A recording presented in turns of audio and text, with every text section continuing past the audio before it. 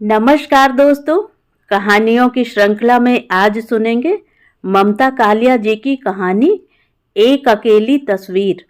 लेकिन उससे पहले मेरा आपसे विनम्र अनुरोध है कि अगर मेरे द्वारा सुनाई हुई कहानियाँ आपको अच्छी लगती हैं और आपने अभी तक मेरे चैनल को सब्सक्राइब नहीं किया है तो सब्सक्राइब ज़रूर करें, लाइक करें और अपने दोस्तों और परिचितों में शेयर भी करें। बेल आइकन दबाना बिल्कुल भी ना भूलें। आज सुनिए एक अकेली तस्वीर। बड़े होंगे तो हों, कोई इस तरह सबके सामने डांटा जाता है। जगह समय कुछ देखते नहीं, बस कह दिया जो मुंह में आया। तनिया को बेहद गुस्सा आ रहा था। उसे पापा से हमेशा की तरह शिकायत थी। वे उसे अभी भी 4 साल की बच्ची समझते हैं, जो जब चाहा चांटा मारा और जब चाहा पुचकार लिया। दुकान के सारे सेल्समैन कैसे देखने लगे थे उसे, और वे ग्राहक दंपति भी जो लट्ठा खरीद रहे थे। वह साड़ी ले भी लेती, पर क्या मन से पहन पाती? माना गलती उसकी भी है, पर यह गलती नहीं, उसकी कमजोरी है, जिसे पापा अच्छी तरह जानते हैं। शोकेस में लटकी 4 खाने की हैंडलूम साड़ी देख वह ही मचली थी। पापा, यह साड़ी। दुकान में उसका एक ही पीस था। पापा ने अपने सामने नपवाई, कीमत पूछी और आदत से विपरीत बिना एक भी पैसा कम किए दाम चुका दिए। सेल्समैन तह जमाकर लिफाफे में डालने लगा तो तनी पापा के कान में डरते डरते फुसफुसाई, पापा, यह हम पर खिल जाएगी। पापा बोले, तनु, बेकार की बात नहीं करते, पकड़ो पैकेट। तनी विफर गई। क्या करेंगे लेकर इसे? कलर स्कीम भी खास नहीं है और चेक्स का डिजाइन अब तो पुराना होने आया। रहने दो, पापा ने डांटा। डोंट बी फुलिश, ले चुकी हो तुम इसे। पापा, चाहे कुछ भी हो जाए, हम तो पहनेंगे नहीं इसे, ले लो तुम। पापा बेहद चिढ़ गए। तनिया? उत्तर में तनिया की आंखों में आंसू छलक आए। उन्हें न छुपाने का प्रयत्न किए पहुंचती हुई वह बाहर चली गई। पापा दुकानदार से खूब खूब माफी मांग तनिया पर झल्ला पड़े। बेअक्ल लड़की है, खरीदने का शऊर नहीं तो घुसती क्यों है दुकान में? बेवकूफ, मेरी पोजीशन कितना गिराती है इस तरह। पैसे लौटवाने में भिखारी तो मैं बना। 22 साल की है, कोई बच्चा तो नहीं। सारे रास्ते पापा इस 22 साल की सुबकती लड़की पर झींकते खींचते आए। और अब उनका क्या है? मूड ठीक करने क्लब चले गए हैं। रात बिरात कभी भी लौटेंगे।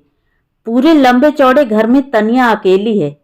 नाम को आया छोड़ जाते हैं, जो 7 बजे से खर्राटे भर सोती है। 1 2 3 4 5, पांचों कमरे बिल्कुल सूने हैं। कहीं जीवन का कोई चिन्ह है ही नहीं। सोफा सेट, डाइनिंग टेबल, पलंग, किताबों, इन सब से कभी घर आबाद हुआ है? अकेलापन व्यथा की कथा का एक नया परिच्छेद खोल देता है। तनिया कितनी ऊब गई थी अपने इस सूने सूने घर से। हर कमरा जैसे काटने को दौड़ता था। उसे याद आया उन्हीं उदासी भरे दिनों में उसने नीचे वाले घर में जाना शुरू किया था। कितना मन लगता था कभी कभी स्नेह भाभी के बच्चों से भरे परिवार में। पापा के ऑफिस जाते ही वह पहुंचती।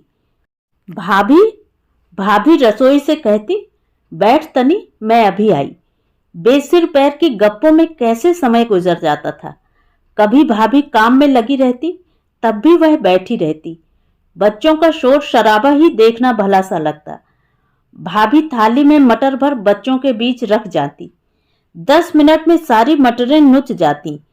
कभी दूध बिल्ली पी जाती। भाभी झट चुन्नू को 3 आने और गिलास देकर दौड़ा देती। उस घर में जैसे जीवन हमेशा उत्ताल तरंगे भरता रहता।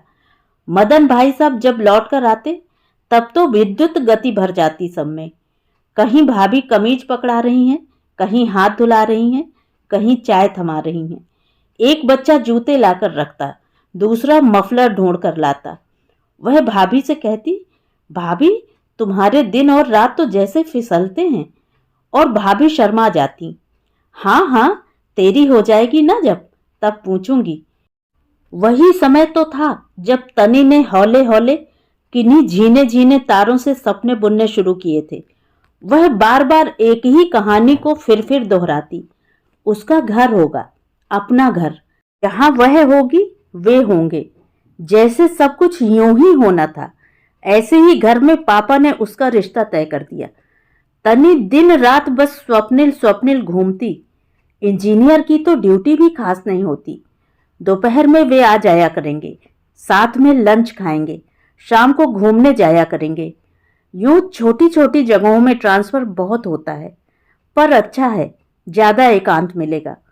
और तनिया ने दिन के हर पहर, रात की हर घड़ी जैसे यह सपना देख देख अपनी इंद्रियों को कंठस्थ करा दिया। जनवरी में विवाह हो जाना था, फिर अचानक उसके स्वभावानुसार उसमें एकदम शैथिल्य भर गया। यही तो मुश्किल रही तनिया के साथ। जब उसे जो मिलना होता और जैसे ही उसे भान होता यह सुख मेरा है, उसके मन से उस सब का सारा महत्व जैसे समाप्त हो जाता। पा लेने की स्थिति ही उसे प्राप्ति से वितृष्णा दिला जाती। तनिया को लगा, कौन सा सोनापन भर लेगी वह यूं? एक अजनबी कौन उसे इतना प्रभावित कर लेगा? उसके इस सारे विस्तृत व्यक्तित्व को अपनी बाहों में कौन ऐसे बांध लेगा कि फिर कभी उसे कोई प्यास न सताए? अगर उसके बाद भी असंतोष ही उसकी पूंजी रही। आसपास के परिवारों पर दृष्टि डाली तो तनिया का संशय बोला, तुम्हें क्या पता इनकी खिलखिलाहटों के पीछे कितने सुबकते सपने हैं। हृदय से कौन किसका कितना है। पराई इच्छाओं के कटघरे में वह बंद होना चाहेगी। तनिया ने पापा से कहा, पापा हम सोचते हैं शादी वगैरह हमें सूट नहीं करेगी। पापा हंस दिए, हाँ हाँ, ये शादी न हुई काले बुंदे हो गए, तुम्हें सूट नहीं करेंगे। तनिया गंभीर हो गई, सच कह रहे हैं पापा, आप कलकत्ते मना लिख दीजिए। लाड़ लड़वा रही है बिटिया। अरे वह जमाने लद गए जब तुम्हें मनाते थे। पता है तनी, अब हमें चाय बनानी आ गई है, टोस्ट भी बिना जलाए सेंक लेते हैं। फिर बताओ तुम्हें यहां क्यों बनाए रखें? अपने ठौर ठिकाने बैठो, छुट्टी पाकर हम भी तीर्थ वीर्थ करें। पापा मजाक को फैलाते रहे। तनिया भन्ना उठी, मुझे पता है आपका तीर्थ। अब आधी रात तक क्लब से लौट भी आते हो, तब वह भी नहीं रहेगा। ऐसे आपको बिगड़ने नहीं दूंगी। क्या समझा है? बस मना लिख दो उन्हें, हमें नहीं जाना आपको छोड़कर। कलकत्ते वालों ने बेहद बुरा माना था, खुसफुस कहना भी शुरू कर दिया था। अजी पढ़ी लिखी लड़की है, पड़ गई होगी किसी चक्कर में, मना कर दिया। बड़ी तेज होती हैं ये आजकल की लड़कियां। पापा ने ज्यादा दुख नहीं मनाया। बेटी को हृदय से लगाए रखने का उन्हें कम मोह न था। इस सब के बाद जैसे तनिया बहुत सहज हो गई। जीवन जिस तरह अब तक था वैसे ही चल पड़ा। वैसे ही पापा के देर से लौटने पर रूठना, स्नेह भाभी के पास बैठना, सांझ को सितार का रियाज करना और रात 10 बजे तक अपने कमरे में नीला बल्ब जलाकर सो जाना। जीने की इस व्यवस्था में कोई नूतन प्राप्ति नहीं थी, इसलिए इसमें वितृष्णा का भय नहीं था। यह तो जैसे उसकी चर्या थी। इसके प्रति कोई शैथिल्य नहीं था मन में, उत्साह भी नहीं। स्वयं पर बिताने को बहुत समय था। स्वयं के बारे में सोचने को खूब सा अवकाश था। स्वयं को महत्व देने की अनेकों सुविधाएं थी। तनिया अपने आप में बड़ी संतुष्ट थी। मकर संक्रांति आने वाली थी। तनिया स्नेह भाभी से लड्डू बनाने का तरीका पूछने गई तो देखा भाभी जूते साफ कर रही थी। यह काम भी शुरू कर दिया भाभी। हाथ पल्ले से पोंछकर भाभी उठी, अरे तनी, आज ये इतने नाराज होकर गए हैं, जूते साफ नहीं थे सो उन्हें चप्पल पहननी पड़ी। तू कैसे आई इतनी जल्दी? तनी को लगा वह भाभी की अपेक्षा कितनी सुखी है।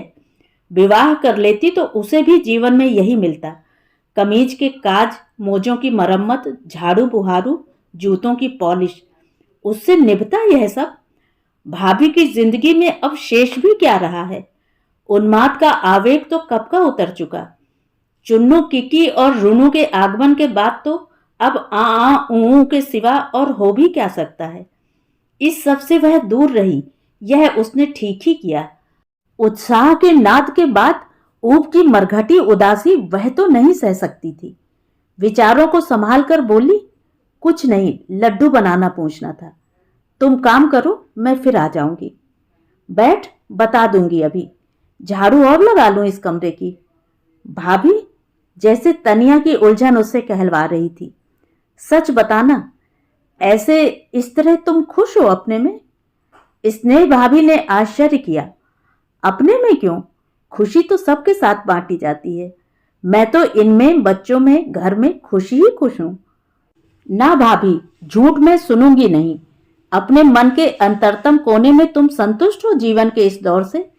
जब जब सब चुक गया है, पीने वाले का उत्साह और पिलाने वाले का आग्रह, तुम्हें खीज नहीं होती इस बोझ से कि तुम्हारी कामनाएं अब ऐसी हो गई हैं जैसे ताक पर रखे धूल भरे ग्रंथ, भूले भटके जिनके अस्तित्व का आभास तो कभी रहा हो पर अनुसरण का अभ्यास न हो। तुम्हारा यह दर्शन तो मेरी समझ में आता नहीं। इतना जानती हूं, यह जो तुम खामख्वाह आठों पहर सोचती रहती हो ना, यह कोई तुम्हें सही राह नहीं ले जा रहा है तनी। हम कोई बवंडर नहीं हैं जो चलें, थमें और चुक जाएं। मेरे आसपास जीवन की जो गति है वह तो एक सी चलती रहने वाली हवा है जिसका वेग अवेग पता न चले, पर वह अनिवार्य है। तनिया ने सहानुभूति की हल्की सी मुस्कुराहट से पूछा, तुम्हारे ब्याह को कितने साल हो गए भाभी? यह तो मुझे याद नहीं, उन्हें भी शायद ही याद हो। अगर तारीख पूछो तब तो निश्चित ही मैं न बता सकूं। हम तो पुराने चल्ला के हैं तनिया। ये ब्याह की वर्षगांठें मनाना हमें आता नहीं, न मैं इसे जरूरी समझती हूँ। यह कोई सशरीर चीज नहीं है जिसका आज अब जन्म हुआ है और कल मरण होगा। तुम तो संबंध के प्रारंभ की एक घड़ी मानती हो और अंत की भी। संबंधों ने कभी कोई कल परसों नहीं जाना, आज भी नहीं। वे तो बस हैं और उनका होना ही स्वयं में सत्य है। तनिया बैठी एकटक भाभी के इस नए रूप को तक रही थी, या शायद मन ही मन कुछ तौल रही थी। रोशनदान से छनकर आती धूप भाभी पर पड़ी तो सिर में कुछ चांदी सी चमक आई। तनी ने गौर से देखा। अरे भाभी, सफेद बाल! भाभी उठती हुई बोली, एक नहीं काफी है भाई। किसी दिन अपने भैया के देखना, सिर में चांदी बिछ गई है। क्या है तनी, आधी से ज्यादा तो गुजर गई, बाकी बची भी बस यूं ही गुजर जाएगी। हमारी तो तस्वीरें भी साथ साथ धुंधली होंगी। आंखों तक आती सूर्य की किरण के साथ साथ तनिया को जैसे कुछ बींध गया। आत्म साक्षात्कार के दर्पण के आगे उस क्षण उसे लगा उसकी मणि झूठी है। प्राप्ति के बाद की वितृष्णा से पलायन करते करते आज वह इतनी दूर आ गई है कि अब उसके साथ साथ धुंधली होकर मिट जाने के लिए कोई तस्वीर ही नहीं है। तो ये थी कहानी। कहानी आपको कैसी लगी कमेंट करके जरूर बताएं।